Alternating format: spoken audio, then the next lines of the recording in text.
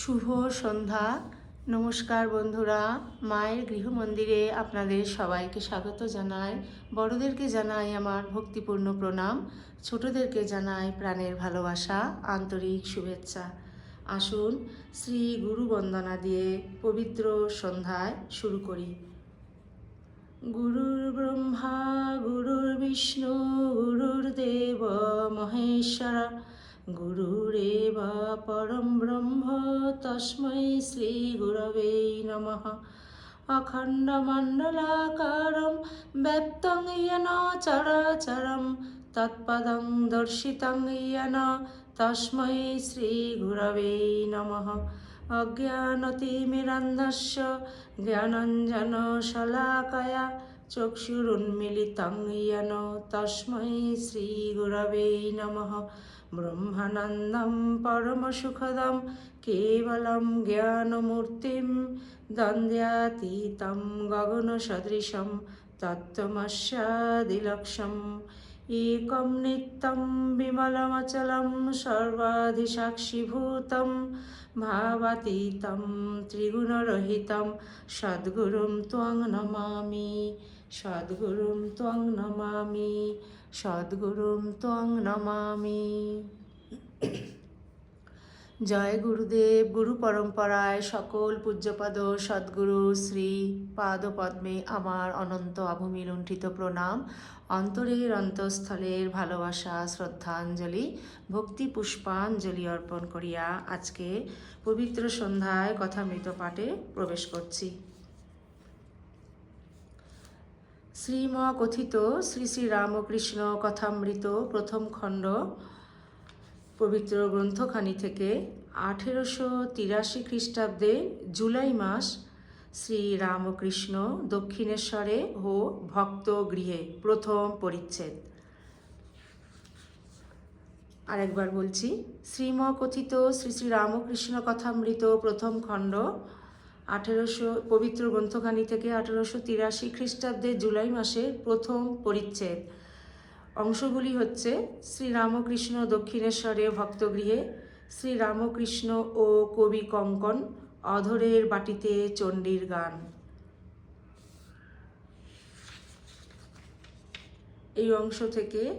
এই অংশগুলি থেকে বন্ধুরা আমি পাঠ শুরু করছি। আপনারা প্লিজ শেষ পর্যন্ত সঙ্গে থাকবেন। তব কথামৃতম তপ্ত জীবনম কবিবিরীরিতম কল্মষাপহম শ্রবণমঙ্গলম শ্রীমদাততম ভুবি গৃণন্তি ये ভূরিদা জনঃ। শ্রীরামকৃষ্ণ ও কবি কঙ্কন, অধরের বাটিতে চণ্ডীর গান, প্রথম পরিচ্ছেদ। জয়তু জয়তু জয়তু শ্রী শ্রী রামকৃষ্ণ শরণম শরণ্যে। আর একদিন ঠাকুর কলিকাতায় বেনেটোলায় অধরের বাড়িতে আসিয়াছেন।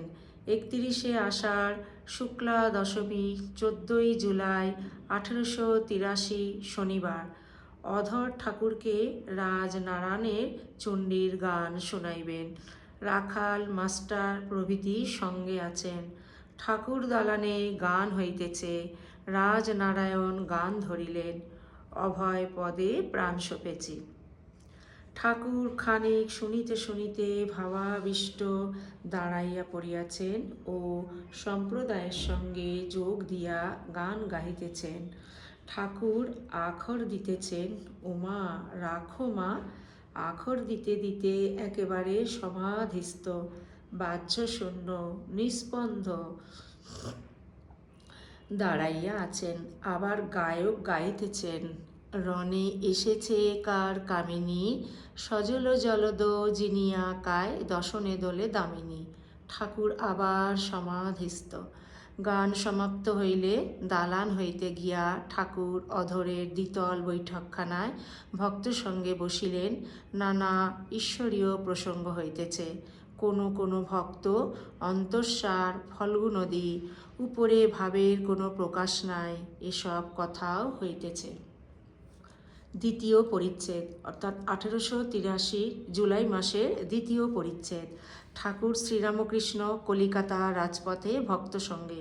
এই অংশটুকু থেকে পাঠ শুরু করছি। শ্রীরামকৃষ্ণ গাড়ি করিয়া দক্ষিণেশ্বর কালীবাড়ি হইতে বাহির হইয়া কলিকাতা অভিমুখে আসিতেছেন। সঙ্গে রামলাল ও দুই একটি ভক্ত। ফটক হইতে বহির্গত হইয়া দেখিলেন চারিটি ফজলি আম হাতে করিয়া মণি পদব্রজে আসিতেছেন। মণিকে দেখিয়া গাড়ি থামাইতে বলিলেন।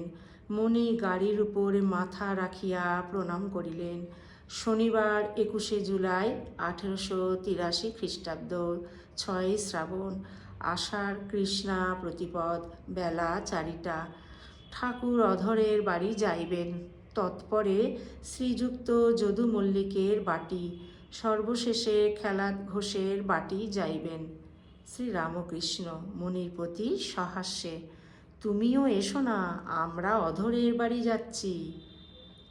মণি যে আজ্ঞা বলিয়া গাড়িতে উঠিলেন। মণি ইংরেজি পড়িয়াছিলেন, তাই সংস্কার মানিতেন না, কিন্তু কয়েকদিন হইল ঠাকুরের নিকটে শিকায় করিয়া গিয়াছিলেন যে অধরের সংস্কার ছিল, তাই তিনি অত তাহাকে ভক্তি করেন। বাটিতে ফিরিয়া গিয়া ভাবিয়া দেখিলেন যে সংস্কার সম্বন্ধে এখনও তাহার পূর্ণ বিশ্বাস হয় নাই। তাই ওই কথা বলিবার জন্যই আজ ঠাকুরকে দর্শন করিতে আসিয়াছেন। ঠাকুর কথা কইতেছেন, শ্রীরামকৃষ্ণ, আচ্ছা, অধরকে তোমার কিরূপ মনে হয়? মণি, আজ্ঞে, তার খুব অনুরাগ।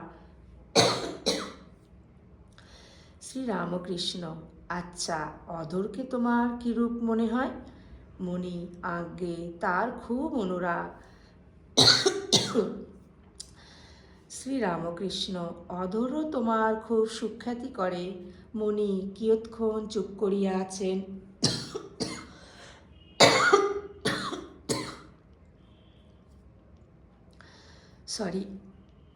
এইবার পূর্বজন্মের সংস্কারের কথা উত্থাপন করিতেছেন।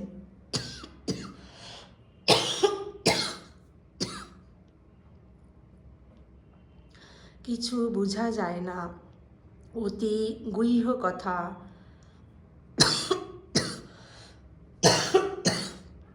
মণি, আমার পূর্বজন্ম ও সংস্কার এসব তাতে তেমন বিশ্বাস নাই। এতে কি আমার ভক্তির কিছু হানি হবে? শ্রীরামকৃষ্ণ, তাঁর সৃষ্টিতে সবই হতে পারে, এই বিশ্বাস থাকলেই হলো। আমি যা ভাবছি তাই সত্য, আর সকলের মত মিথ্যা, এরূপ ভাব আসতে দিও না। তারপর তিনিই বুঝিয়ে দেবেন। তার কাণ্ড মানুষে কি বুঝবে? অনন্ত কাণ্ড। তাই আমি ওসব বুঝতে আদপে চেষ্টা করি না। শুনে রেখেছি তার সৃষ্টিতে সবই হতে পারে, তাই ওসব চিন্তা না করে কেবল তাঁরই চিন্তা করি। হনুমানকে জিজ্ঞাসা করেছিল, আজ কি তিথি? হনুমান বলেছিল, আমি তিথি নক্ষত্র জানি না, কেবল এক রাম চিন্তা করি। তার কাণ্ড কি কিছু বোঝা যায় না? কাছে তিনি, অথচ বোঝবার জো নাই। বলরাম কৃষ্ণকে ভগবান বলে জানতেন না। মণি, আজ্ঞা হাঁ, আপনি বিশ্বদেবের কথা যেমন বলেছিলেন। শ্রীরামকৃষ্ণ, হাঁ হাঁ, কি বলেছিলাম বলো দেখি। মণি, ভীষ্মদেব সরসজ্জায় কাঁদছিলেন। পাণ্ডবেরা শ্রীকৃষ্ণকে বললেন, ভাই, এ কি আশ্চর্য, পিতামহ এত জ্ঞানী অথচ মৃত্যু ভেবে কাঁদছেন। শ্রীকৃষ্ণ বললেন, ওকে জিজ্ঞাসা করো না কেন কাঁদছেন। ভীষ্মদেব বললেন, এই ভেবে কাঁদছি যে ভগবানের কার্য কিছুই বুঝতে পারলাম না। হে কৃষ্ণ, তুমি এই পাণ্ডবদের সঙ্গে সঙ্গে ফিরছ, পদে পদে রক্ষা করছো, তবু এদের বিপদের শেষ নাই। শ্রীরামকৃষ্ণ, তাঁর মায়াতে সব ঢেকে রেখেছেন, কিছু জানতে দেন না। কামিনী কাঞ্চন মায়া, এই মায়াকে সরিয়ে যে তাকে দর্শন করে সেই তাকে দেখতে পায়। একজনকে বোঝাতে বোঝাতে দেখালেন। হঠাৎ সামনে দেখলাম দেশের অর্থাৎ কামারপুকুরের একটি পুকুর, আর একজন লোক পানা সরিয়ে যেন জল পান করলে। জলটি স্ফটিকের মতো। দেখালে যে সেই সচ্চিদানন্দ মায়ারূপ পানাতে ঢাকা। যে সরিয়ে জল খায় সেই পায়। শুনো, তোমায় অতি গূঢ় কথা বলছি। ঝাউতলার দিকে বাচ্ছে করতে করতে দেখলাম চোর কুঠুরির দরজার মতো একটা সামনে। কুঠুরির ভিতর কি আছে দেখতে পাচ্ছি না। আমি নড়ুন দিয়ে ছ্যাঁদা করতে লাগলাম, কিন্তু পারলুম না। ছ্যাঁদা করি কিন্তু আবার পুড়ে আসে। তারপর একবার এতখানি ছ্যাঁদা হলো। ঠাকুর শ্রীরামকৃষ্ণ এই কথা বলিয়া মৌন অবলম্বন করিলেন। এইবার আবার কথা কহিতেছেন। এসব বড় উঁচু কথা। ওই দেখো, আমার মুখ কে যেন চেপে চেপে ধরছে। জুনিতে বা সচক্ষে দেখলাম, কুকুর কুক্করির মৈথুন সময়ে দেখেছিলাম তার চৈতন্যে জগতের চৈতন্য। একবার দেখি ছোট ছোট মাছের ভিতর সেই চৈতন্য কিলবিল করছে। গাড়ি শোভাবাজারে চৌমাথায় দরমাহাটার নিকট উপস্থিত হইল। ঠাকুর আবার বলিতেছেন, একবার দেখি বর্ষায় যেরূপ পৃথিবী জড়ে থাকে সেই রূপ এই চৈতন্যতে জগৎ জড়ে রয়েছে। কিন্তু এত তো দেখা হচ্ছে, আমার কিন্তু অভিমান হয় না। মনি সহাস্যে, আপনার আবার অভিমান? শ্রীরামকৃষ্ণ, মায়েরই বলছি, আমার যদি একটুকুও অভিমান হয়। মনি, গ্রিস দেশে একটি লোক ছিলেন, তাহার নাম সক্রেটিস। দৈববাণী হয়েছিল যে সকল লোকের মধ্যে তিনি জ্ঞানী। সে ব্যক্তি অবাক হয়ে গেল। তখন নির্জনে অনেকক্ষণ চিন্তা করে বুঝতে পারলে। তখন সে বন্ধুদের বললে, আমি কেবল বুঝেছি যে আমি কিছুই জানি না, কিন্তু অন্যান্য সকল লোকে বলছে আমাদের বেশ জ্ঞান হয়েছে, কিন্তু বস্তুত সকলেই অজ্ঞান। শ্রীরামকৃষ্ণ, আমি একবার ভাবি যে আমি কি জানি যে এত লোকে আসে। বৈষ্ণবচরণ খুব পণ্ডিত ছিল। সে বলতো, তুমি যেসব কথা বলো সব শাস্ত্রে পাওয়া যায়, তবে তোমার কাছে কেন আসি জানো? তোমার মুখে সেইগুলি শুনতে আসি। মনি, সব কথা শাস্ত্রের সঙ্গে মেলে। নবদ্বীপ গোস্বামীও সেদিন পেনেটিতে এই কথা বলেছিলেন। আপনি বললেন যে গীতা গীতা বলতে বলতে ত্যাগী ত্যাগী হয়ে যায়। বস্তুত ত্যাগী হয়, কিন্তু নবদ্বীপ গোস্বামী বললেন ত্যাগী মানেও যা, ত্যাগী মানেও তা। বস্তুত ত্যাগী হয়, কিন্তু নবদ্বীপ গোস্বামী বললেন ত্যাগী মানেও যা, ত্যাগী মানেও তা। ত্বগ ধাতু একটা আছে, তাই থেকে ত্যাগী হয়। শ্রীরামকৃষ্ণ, আমার সঙ্গে কি আর কারো মেলে? কোনো পণ্ডিত কি সাধুর সঙ্গে? মনি, আপনাকে ঈশ্বর স্বয়ং হাতে গড়েছেন, অন্য লোকেদের কলে ফেলে তয়ের করেছেন। যেমন আইন অনুসারে সব সৃষ্টি হচ্ছে। শ্রীরামকৃষ্ণ সহাস্যে রামলালা দিকে, ওরে বলে কি রে? ঠাকুরের হাস্য আর থামে না। অবশেষে বলিতেছেন, মায়েরই বলছি, আমার যদি একটুও অভিমান হয়। মনি, বিদ্যাতে একটা উপকার হয়। এইটি বোধ হয় যে আমি কিছু জানি না, আর আমি কিছুই নই। শ্রীরামকৃষ্ণ, ঠিক ঠিক, আমি কিছুই নই, আমি কিছুই নই। আচ্ছা, তোমার ইংরেজি জ্যোতিষে বিশ্বাস আছে? মনি, ওদের নিয়ম অনুসারে নতুন আবিষ্ক্রিয়া হতে পারে। ইউরেনাস গ্রহের এলোমেলো চলন দেখে দূরবীন দিয়ে সন্ধান করে দেখলে যে নতুন একটি গ্রহ জ্বলজ্বল করছে। আবার গ্রহণ গণনা হতে পারে। শ্রীরামকৃষ্ণ, তা হয় বটে। গাড়ি চলিতেছে, প্রায় অধরের বাড়ির নিকট আসিল। ঠাকুর মণিকে বলিতেছেন, সত্যতে থাকবে, তাহলেই ঈশ্বর লাভ হবে। মণি, আর একটি কথা, আপনি নবদ্বীপ গোস্বামীকে বলেছিলেন, হে ঈশ্বর, আমি তোমায় চাই। দেখো যেন তোমার ভুবনমোহিনী মায়ায় ঐশ্বর্যে মুগ্ধ করো না, আমি তোমায় চাই। শ্রীরামকৃষ্ণ, হাঁ, ওইটি আন্তরিক বলতে হবে।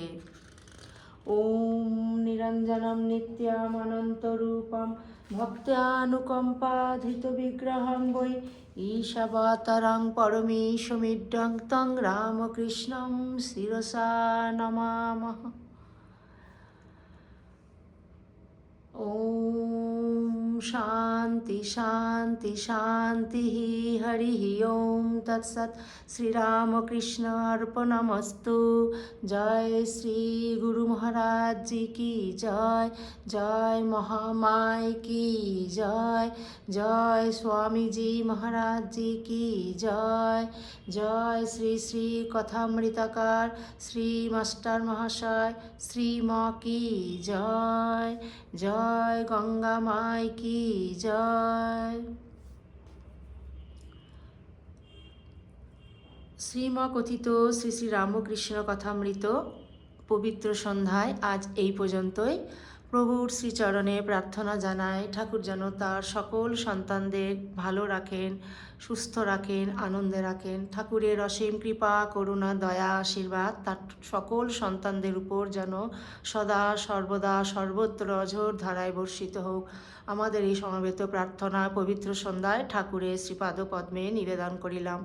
বন্ধুরা, আপনারা সবাই খুব ভালো থাকবেন, সুস্থ থাকবেন, ঠাকুরের কৃপায় আনন্দে থাকবেন।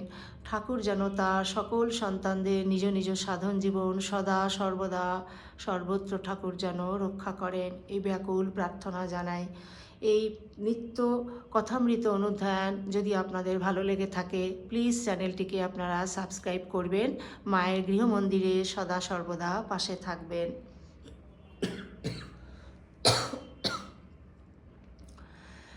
গুরুদেব ঠাকুর মা স্বামীজিকে শুভরাত্রি জানিয়ে বন্ধুরা আপনাদের সবাইকে জানাই শুভরাত্রি। আমরা যেন সদা সর্বদা ঠাকুরের শ্রীপাদপদ্মে আমরা যেন মনটিকে ফেলে রাখতে পারি, ঠাকুরকে যেন সদা সর্বদা স্মরণে মননে রাখতে পারি, এই ব্যাকুল প্রার্থনা জানাই। সবাই খুব ভালো থাকবেন, আনন্দে থাকবেন, সুস্থ থাকবেন।